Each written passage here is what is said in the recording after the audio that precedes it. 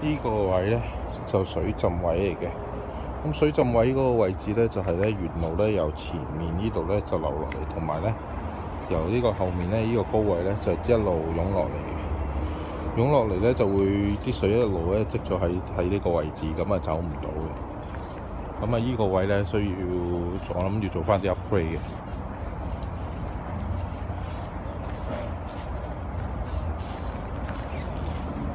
咁沿路右手邊咧，呢個位就係入村個地方嚟。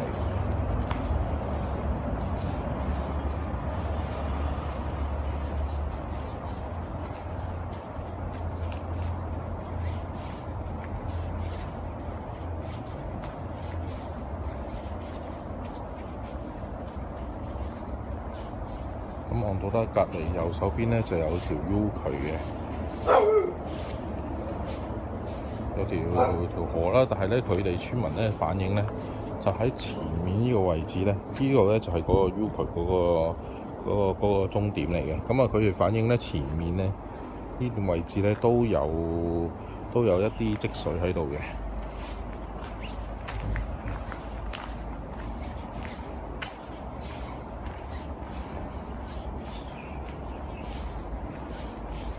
咁啊，積水位置咧，大約都積到邊度咧？就係大約呢個門口嗰個位度啦。咁就完㗎啦。即係話，如果要做 upgrade 咧，其實咧，我睇到嘅路咧就係成條路都要 upgrade 喎。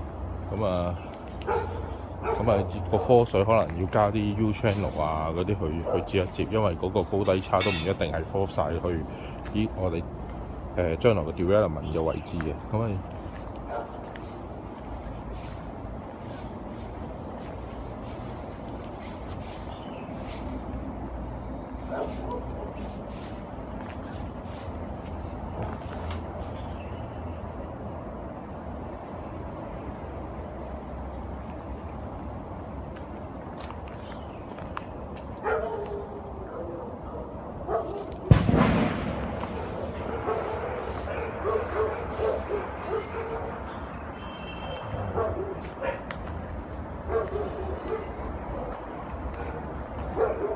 沿路一路行翻出去，咁啊睇翻左右啲科水啊，同埋個環境啦。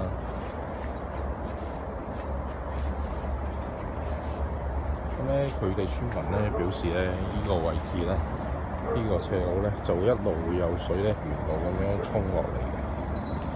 咁呢個都可能喺呢度咧，就要做翻啲收水嘅動作，或者佢哋個 formation 咧要重新做一做佢。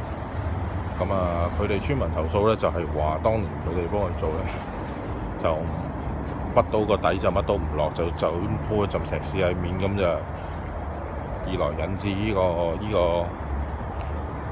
個路面就爛晒啦。咁啊，亦都相信係積水原因啦。咁啊，繼續行過嚟咧，咁佢都講過呢一個井咧，就由上面咁樣流落嚟嘅。咁佢亦都表示過咧，呢一度右手邊即係對面村路呢個位置咧，係新鴻基買咗嘅。咁啊，睇下我哋做嘅時候會唔會話有啲呢啲泥路啊，呢啲面咧，可能要做翻一啲 upgrade，或者睇下點樣去改善翻，或者佢哋村民都要求我哋拆咗呢個網去。咁啊，因為都發展唔到，睇下業主或者阿 Key 嗰邊有冇意見啊？好啦，咁呢度今次就完啦。